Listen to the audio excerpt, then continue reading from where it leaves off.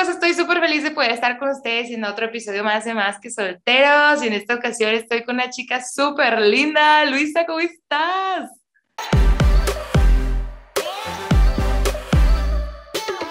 Hola, hola amigos, muy bien, muchísimas gracias Kiara por la invitación, estoy muy emocionada de estar aquí. No, hombre, gracias a ti, Luisa, por tomarte este tiempo, porque la verdad es que Luisa nos va a iluminar nuestras mentes, nos va a ayudar a entender todo esto sobre historia familiar, que es un tema bastante interesante y que sabes que se acercan las fechas, ¿eh? O sea, se acercan las fechas de Día de Muertos, que es tradición mexicana. Entonces, Luisa, cuéntanos un poquito de ti, o sea, ¿cómo es que llegaste a saber más de historia familiar? Bueno, pues todo empezó gracias a la pandemia. Yo creo que en la pandemia aprendimos, híjoles, yo creo que fue un tiempo perfecto, quizás dentro de todo lo complicado, para desarrollar nuevos talentos, habilidades, y la verdad es que mi situación personal sí me dio para abajo, entonces yo tenía que salir un poquito como que de esa tristeza, de aislarse, y lo encontré en historia familiar, la verdad. Leí algunos artículos de cómo a personas les había ayudado a combatir la depresión, ataques de ansiedad, estas enfermedades emocionales que pues muchos miembros están viviendo actualmente, pues no nada más miembros de la iglesia, sino personas en general. Ujú. Entonces comencé con eso, encontré personas, ver registros, no te voy a decir que soy la experta, ¿verdad? Creo que hay muchísimos, pues personas mayores que tienen mucha más experiencia, pero empezó ahí. Entonces me invitó una amiga de aquí de un pueblo que se llama Nealtican a un taller que iba a dar un hermano, Arturo Cuellar. Ok. Es conocido porque él da muchos talleres en Facebook, por Zoom. Él trabaja en la Biblioteca de Historia Familiar en La Salado. Entonces dieron como que un curso súper básico de indexación y de cómo agregar nombres a tu árbol. Y entonces dicen, tenemos un grupo de WhatsApp, ¿quién se quiere unir? Y entonces, no, pues yo le mandé mi número a un misionero que vive en Bolivia, si mal no recuerdo. Y me dijo, la agrego al grupo de WhatsApp. Y yo, ay, perfecto. Y entonces un día mandan, bueno, este grupo de WhatsApp es como para que si tú no entiendes alguna palabrita, Sí, mandes tu captura y te ayudan entre todos, se ayudan para saber qué dice con qué el caso. padre. Y entonces mandan una como imagen de que estaban solicitando voluntarios que supieran cómo manejar un poco PowerPoint. Entonces me contacté con el misionero y me dice, ¿dónde vives? Y yo, en México. Me dice, ay, es que nosotros estamos en Venezuela, Colombia, Ecuador, Bolivia, Perú. Entonces, pues, le digo, ¿y qué? ¿Puedo ayudarles o no? ¿No les ayudo? ¿Qué hago? Me dice, sí, pásame tus datos y nosotros hacemos todo. Entonces no empecé como misionera en Family Search, sino como voluntaria en el área Sudamérica Noroeste, trabajando en estos países. En la parte de diseño, la página oficial de Family Search en español, en Facebook y en Instagram, yo ayudaba a hacer algunos. Ellos les llaman artes allá, lo que aquí llamaríamos imágenes o post, algo así. Ya. Allá les llaman artes. Entonces fue divertido mezclar estas dos culturas, porque a pesar de que ser latinos, es todo un mundo en esos países, saber las complicaciones también por las que están pasando, lo Sí. muy bendecidos que somos en México por contar con tantos registros. A veces pasaba que los misioneros en Venezuela, es que no puedo enviar porque no tengo internet y llevo 2 días sin internet. O sea, todas esas complicaciones sociales se afectan bastante. Pero bueno, de ahí se da la oportunidad, una vacante para trabajar en Family Search como asistente de operaciones en el área México. Entonces, bueno, pues mandé todos mis papeles, se fueron acomodando las cosas y me contratan. Entonces, actualmente ese es mi trabajo, a lo que yo me dedico, asistente de operaciones en el área México en Family Search. Y eso es lo que hago actualmente. Luisa, qué padre, o sea, qué historia, todo empezó y me gusta como lo que te movió a buscarlo, ¿sabes? Que tú misma decías como, no me sentía bien y pensaste en personas que pues ya ni están vivas, oye, están muertas y lo importante que es esto. Y justamente quería llegar a este punto de, ya nos has contado un poquito de tu historia, de cómo es que te involucraste, ¿qué es lo que tú le dirías a chavos de nuestras edades? O sea, ¿por qué es importante que lo hagamos? ¿Por qué? Pues fíjate que nosotros sabemos de nuestros papás, quizás muchos de nuestros abuelitos, un poquito menos de los bisabuelos quizás, pero todo lo que somos nosotros es gracias a ellos. Te platico una experiencia muy rápida, pero Sí. mis papás están divorciados desde hace muchos años. Okay. Y tengo dos hermanos asmáticos. Y mi mamá siempre le había echado la culpa a mi papá. Es que es por parte de tu papá. Y es por parte de... Pero es bien común, ¿no? O sea, que cualquier defecto familiar es de la otra persona. Es la culpa. Entonces, sí. Y entonces, hace un año, bueno, ya más de un año, viendo actas por parte de mi mamá, descubrimos que todo lo asmático viene por parte de ella, que hay unos niñitos, digo niñitos porque eran hermanitos y los tres fallecieron antes de los 12 años por problemas respiratorios. Antes no se conocía el asma, sino no solamente era como la bronquitis. Entonces, cuando le enseño las actas, le digo, mira, aquí está, ¿ya ves? Es tuyo, quitémonos esa duda. Entonces, eso es lo que te cautiva, que descubres por qué tienes el cabello chino, por qué a ti te gusta lo dulce y no lo salado como a tu mamá o tu papá, por qué te gusta la música de cierta forma, por qué te gusta, luego decir, ¿de dónde lo habrás sacado?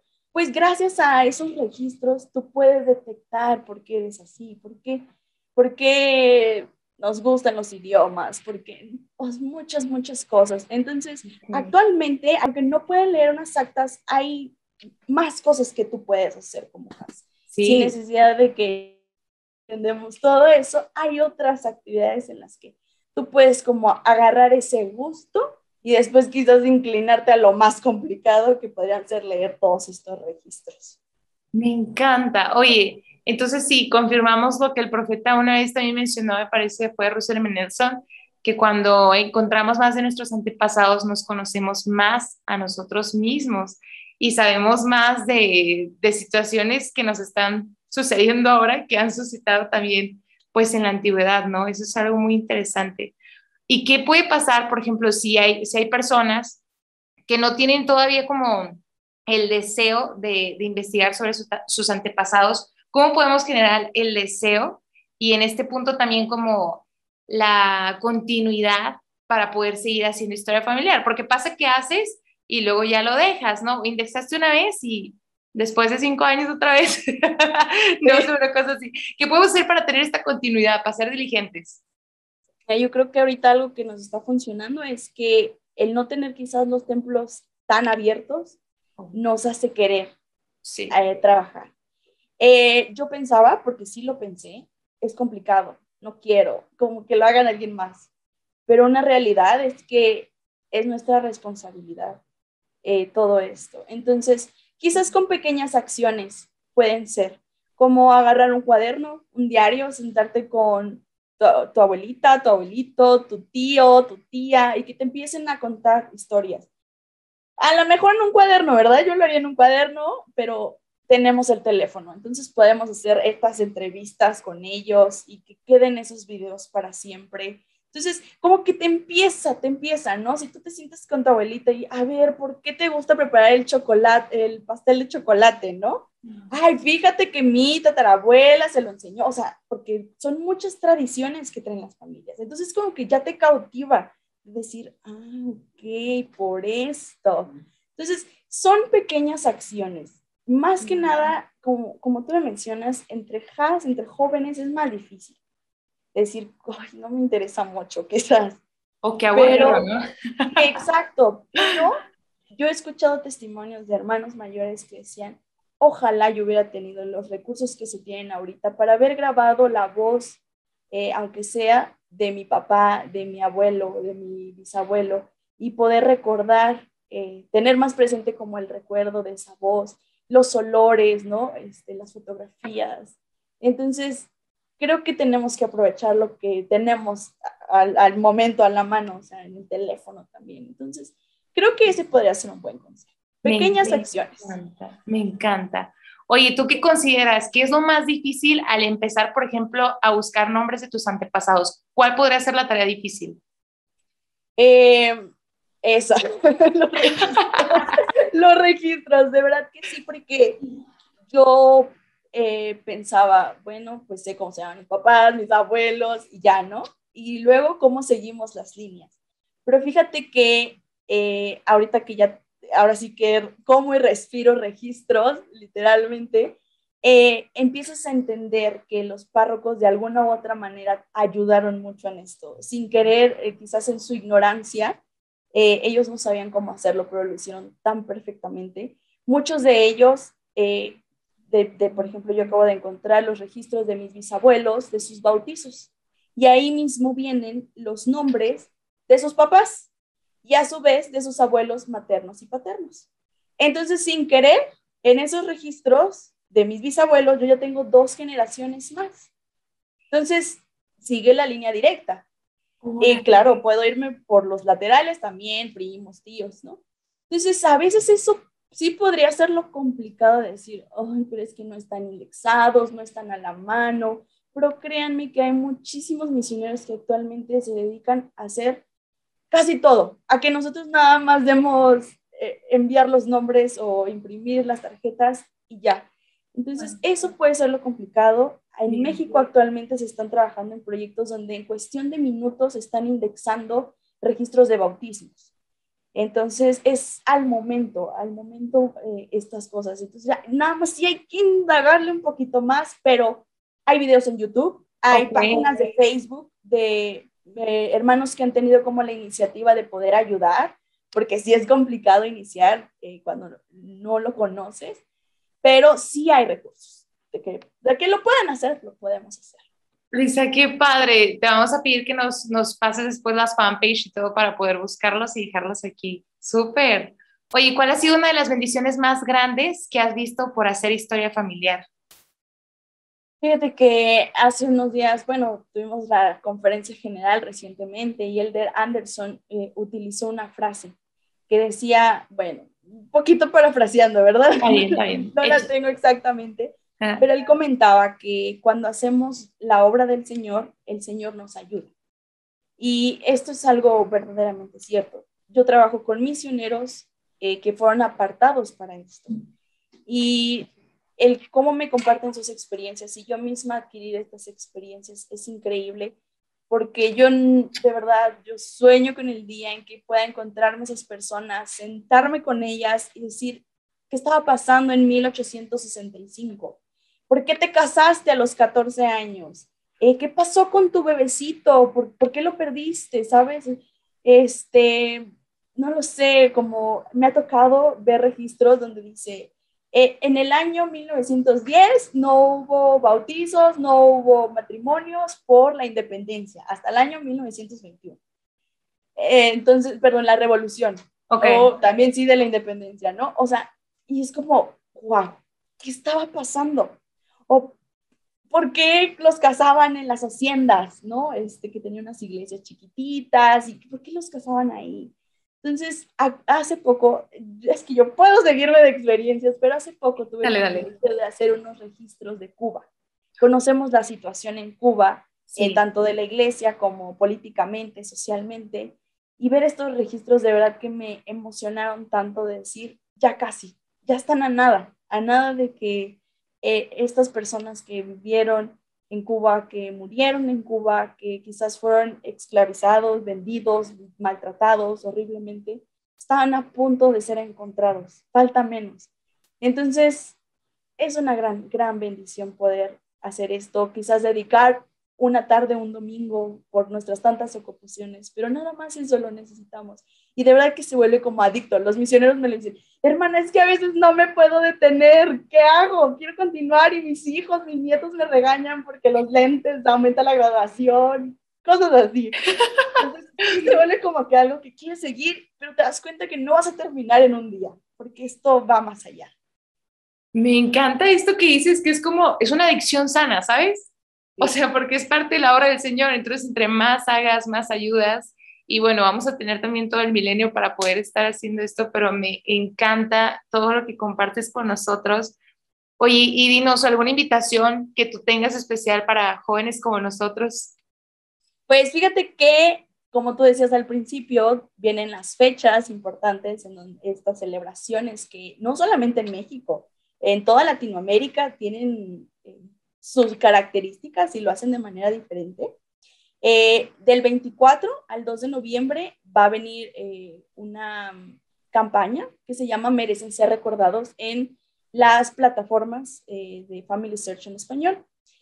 También hay una página que ya después te la comparto para que lo puedan compartir todos, donde va a venir más información para compartirlo con aquellas personas que quizás no son miembros de la iglesia.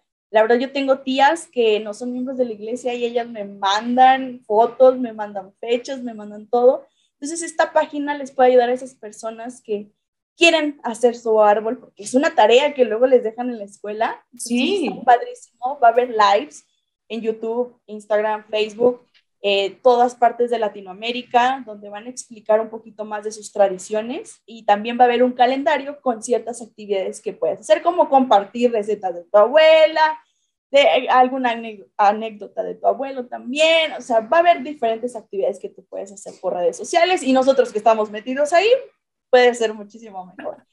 Y el 29 y 30 de octubre es la Expo Genealogía. Expo Genealogía es cada año. El año pasado fue la primera vez que se celebró de manera virtual, pues por toda la contingencia, y este año se va a llevar de manera híbrida. Esto se lleva en la Ciudad de México, en el Pepsi World Trade Center.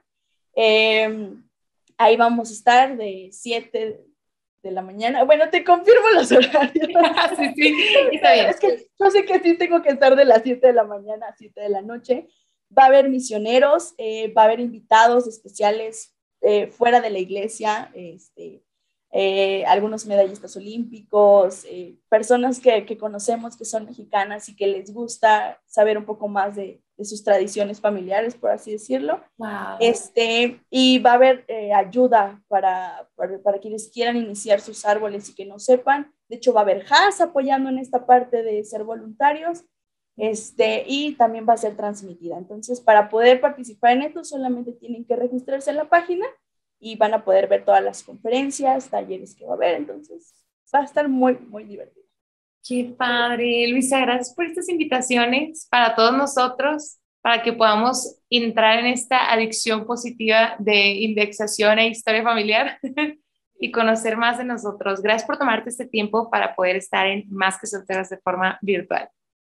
No, muchísimas gracias, de verdad que era a todo, ahora sí que a todo tu equipo también por esta invitación, de verdad, y pues que toda tu audiencia de Hans, pues de verdad se animen. A lo mejor podemos decir una misión, un llamamiento, quizás en historia familiar es pesado, pero podemos ser voluntarios, incluso trabajar en nuestros mismos árboles. Hay muchos, muchos recursos, y yo sé que cuando lo descubran, lo van a amar y lo van a querer compartir con todas las personas. Muchas gracias. Ahí está, gracias, Luisa. Pues esto es todo por el video de hoy y nos vemos en el próximo episodio de Más que Solteros. ¡Chao!